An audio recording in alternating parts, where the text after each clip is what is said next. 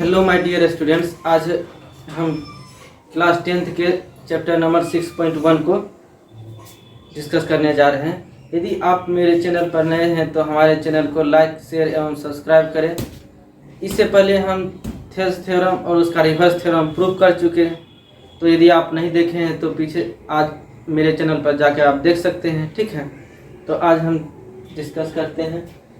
देखिए, इसमें तो हमको सिमिलरिटी डिस्कस करना पड़ेगा, लेकिन इससे पहले हम कुछ चीज़ देख लेते हैं। ठीक है, सबसे पहले यहाँ तो हमको सिमिलरिटी देखना है, लेकिन देखिए सबसे पहले हम कॉन्ग्रुएंट के बारे में जान लेते हैं। आप क्लास 9th में यदि पढ़े होंगे तो जानते होंगे कि यदि दो ट्रायंगल कब कॉन्ग्रुएंट होता है, जब उसका यदि दो ट्रायंगल कॉन्ग्रुएंट रहता है, ठीक है, तो उसका कोरस्पोंडिंग एंगल और कोरस्पोंडिंग साइड क्या रहता है, इक्वल रहता है। जैसे मान लीजिए एक ABC है, ठीक है, और ये DEF ट्रायंगल है, ठीक ना। यदि ये कॉन्ग्रुएंट रहेगा, जैसे इसको यदि हम लिखते हैं ABC कॉन्ग्रुएंट DEF, तो AB DE, AB बराबर हो जाएगा DE एंड BC बराबर हो जाएगा EF एंड AC बराबर क्या हो जाएगा, AC बराबर हो जाएगा DF। ठीक है, लेकिन यहाँ हम लोग सिमिलरिटी देख रहे हैं, ठीक ना। इसको पहले मिटा देते हैं।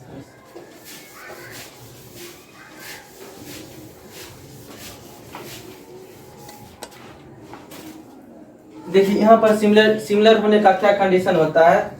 कोई भी दो ट्रायंगल यदि सिमिलर होता है, ठीक है,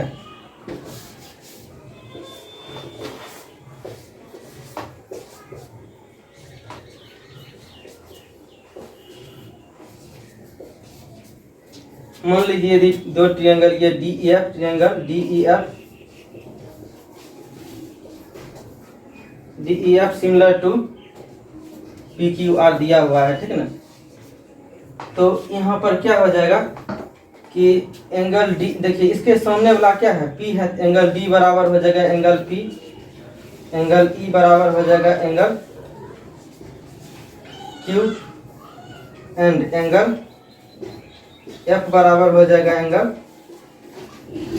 R। ठीक है, कोई दिक्कत ये और क्या होगा, इसका साइड, इसका जो कोरस्पोंडिंग साइड है वो क्या हो जाएगा, प्रोपोर्शनल हो जाएगा। जैसे देखिए यहाँ से इसे ले लेंगे DE, जैसे देखिए क्या हो जाएगा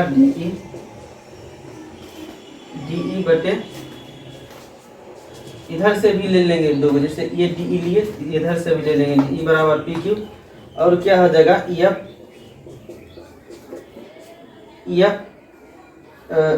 बाय QR, और क्या हो जाएगा DF बाय PR।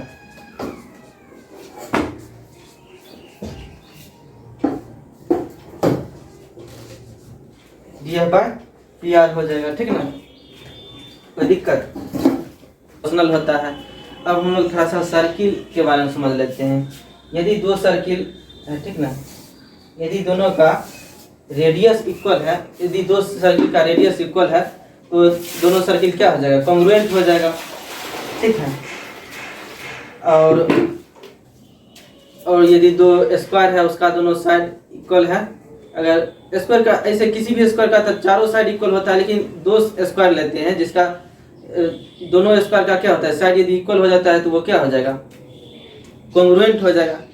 लेकिन ठीक ना, कॉन्ग्रुएंट के बारे में आप समझ चुके हैं। लेकिन यदि दो सर्किल, ठीक है, कोई भी दो सर्किल हो जाए, ठीक ना, वो क्या हो जाएगा, सिमिलर हो जाएगा। क्योंकि देखिए कहीं से भी इसमें क्या है, सिर्फ और सिर्फ रेडियस ही है, ठीक ना। यहाँ जैसे यहाँ पर 2 बाय, ये इसका मान लेते हैं रेडियस R1 2 है, और इसका R2 मान लेते हैं 3 है। तो कहीं से भी इसका रेडियस यहाँ से लेंगे रेडियस 2 3, यहाँ से भी लेंगे रेडियस 2 ही हो जाएगा, यहाँ से भी लेंगे तो रेडियस 2 होगा। इसमें भी किसी भी जगह से लेंगे तो क्या हो जाएगा, रेडियस इक्वल ही होगा, ठीक ना। इसलिए हमारा कोई भी दो सर्किल निश्चित रूप से सिमिलर हो जाएगा। और कोई भी दो स्क्वायर पूछे तो निश्चित रूप से सिमिलर हो जाएगा। ठीक है, अगर आपसे कोई पूछता है मान लीजिए किसी का भी फोटो यदि हम लेते हैं, ठीक ना, तो वो क्या हो जाएगा, वो अगर एक ही निगेटिव मतलब समझ रहे हैं, एक ही एंगल से फोटो खींचा गया, उसका बड़ा या छोटा तस्वीर क्या हो जाएगा, सिमिलर हो जाएगा। यदि हम उसका सेम निगेटिव नहीं रहता है तो क्या हो जाएगा, वो सिमिलर नहीं हो पाएगा, ठीक ना। तो अब हम लोग इसको डिस्कस करते हैं।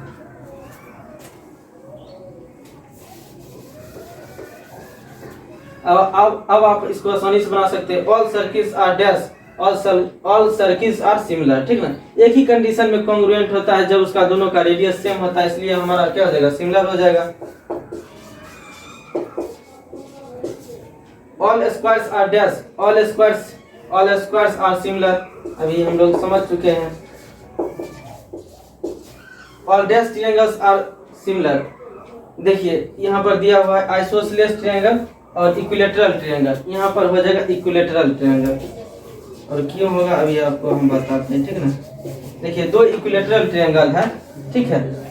मान लीजिए इसका साइड 2 2 है। इक्विलेटरल का मतलब ही होता है ट्रायंगल का सभी साइड इक्वल होता है, ठीक ना।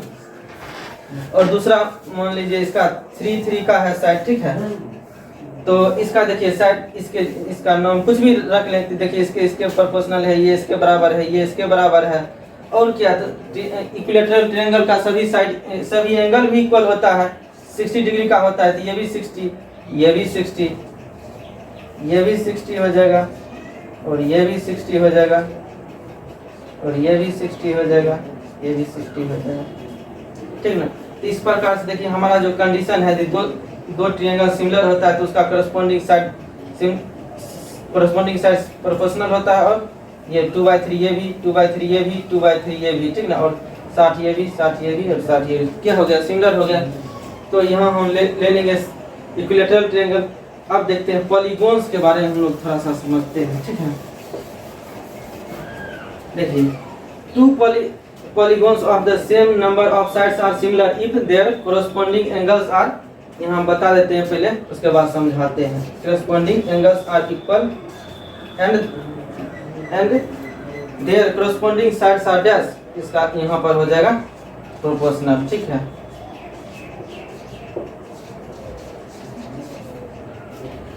देखिए हम आपको बताते हैं, कोई भी दो पॉलीगॉन है, यदि उसका कोई भी दो पॉलीगॉन है जिसका साइड से क्या है, सेम नंबर का है, ठीक ना। तो उसका निश्चित रूप से जो होगा उसका एंगल क्या होगा, इंटरनल एंगल इक्वल ही होगा, क्योंकि हम लोग जानते हैं कि पॉलीगॉन का जो इंटरनल एंगल निकालने का फॉर्मूला क्या होता है, n-2। देखिए इसका होता है n-2 × 180/n। इसमें कहीं से भी बड़ा साइड और छोटा साइड आया, कोई भी पॉलीगॉन हो, वो बड़ा हो चाहे छोटा हो, ठीक ना, उसका क्या होगा, इंटरनल एंगल सेम ही होगा। क्योंकि यहाँ पर साइड के बड़ा होने या छोटा होने से कोई मतलब ही नहीं है, क्योंकि यहाँ पर हमको सिर्फ साइड की संख्या पूछ रहा है। यहाँ पर n का मतलब होता है नंबर ऑफ साइड। ये इंटरनल एंगल, पॉलीगॉन के इंटरनल एंगल निकालने का फॉर्मूला होता है, ठीक ना। तो हमारा एंगल कंडीशन हो गया, एंगल इक्वल होना चाहिए, और क्या है, साइड प्रोपोर्शनल होना चाहिए। तो हमारा यहाँ पर आसानी से पता चल गया, ठीक है, कि कोई भी पॉलीगॉन कब सिमिलर होता है, जब उसका करस्पॉन्डिंग एंगल इक्वल होता है और करस्पॉन्डिंग साइड्स क्या होता है, प्रोपोर्शनल होता है, ठीक है। अब हम नेक्स्ट क्वेश्चन देखते हैं। देखिए इसमें 2 नंबर क्वेश्चन में क्या कहता है, give 2 different examples of pair of similar figures. कहता है 2 सिमिलर फिगर्स का एग्जांपल देने के लिए, तो हम अपना मन से कुछ भी दे सकते हैं। हम जैसे कि ले लेते हैं पहला नंबर, सिमिलर फिगर्स, जैसे 2 इक्विलेटरल ट्रायंगल मन होगा तो हम 2 इक्विलेटरल ट्रायंगल ही ले लेते हैं, ठीक है। जैसे मान लेते हैं इक्विलेटरल ट्रायंगल है, ठीक है। ये 3 सेंटीमीटर का है, 3 सेंटीमीटर का, और ये है 6 सेंटीमीटर का।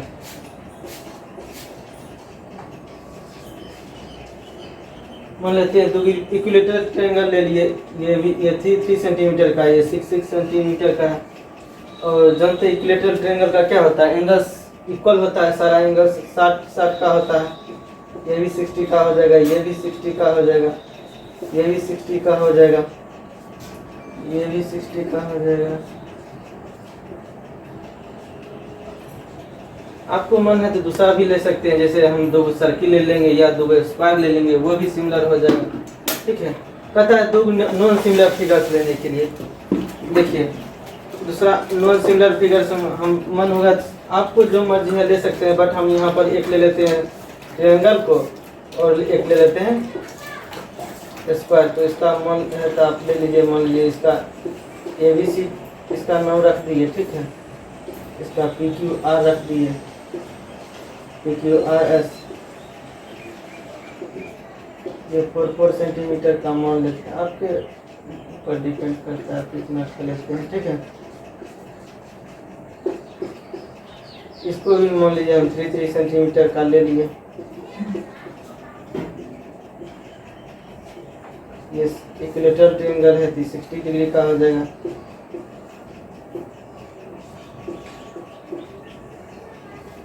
तो नॉन सिमिलर फिगर्स ले लिए हम, सर्किल ले लिए, एक ट्रायंगल ले लिए और एक स्क्वायर ले लिए। आपको मन है तो एक सर्किल ले लीजिए, एक स्क्वायर ले लीजिए, जो भी ले लीजिए, लेकिन नॉन सिमिलर फिगर्स लेना है। ठीक है, तीसरा क्वेश्चन कहता है state whether the following correlators are similar और नॉट। जैसे देखिए ये तीसरा नंबर में क्या, ये जो है ना ये स्क्वायर है। ठीक है,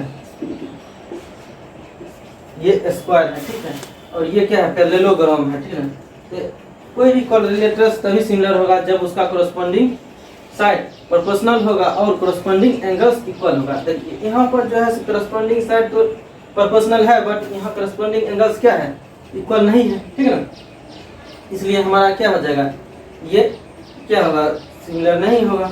तो यहाँ पर लिख देंगे PQR, यहाँ पर लिखेंगे कोरिलेटर PQRS नोट, यहाँ पर ऐसे कट कर देंगे, not similar to square ABCD। ठीक है,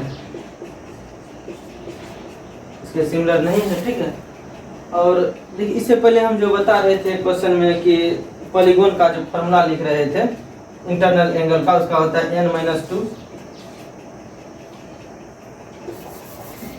इंटरनल एंगल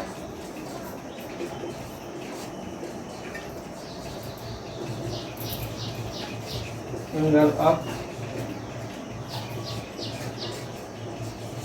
पॉलीगॉन क्या होता है, n-2 into 180 degree by n होता है। ठीक है,